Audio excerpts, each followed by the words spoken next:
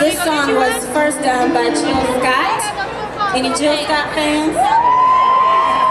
Alright, then it was redone by Karen Clark Sheard. We're going to get a beer. Karen Clark Sheard fans, yes. Okay. And now we're going to do it, Bartiz Colbert. And this song talks about I don't know. being in love with Jesus Christ. There's no other love. Mac? I don't know who that is, Talia. Jesus, you are welcome in this place.